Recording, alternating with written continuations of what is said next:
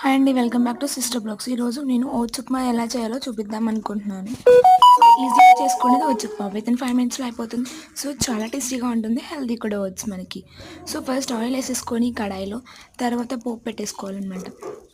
తర్వాత పోపు వేసుకున్నాక నేను దానిలో కరివేపాకు వేసుకొని నాకు కావాల్సిన vegetables like onion, chilli and tomato వేస్తున్నా. కావాలంటే పొటాటో వేసుకోవచ్చు, పీస్ వేసుకోవచ్చు, క్యారెట్ కూడా వేసుకోవచ్చు. ఇంకా హెల్తీగా టేస్టీగా ఉంటుందన్నమాట. అయిపోయాక లాస్ట్లో మనం డెకరేషన్ కానీ టేస్టీకి కొత్తిమీర కూడా వేసుకోవచ్చు అనమాట, ఆప్షనల్ అనమాట.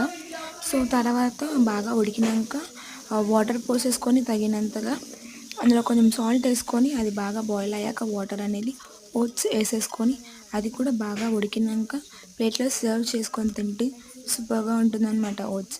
So thank you for watching our sister blogs. నేను ఇక్కడ సఫాలో ఓట్స్ తీసుకున్నాను, మీరు ఏమైనా తీసుకోవచ్చు. అందులో కూడా చాలా టైప్ ఆఫ్ వెరైటీస్ ఉన్నాయన్నమాట.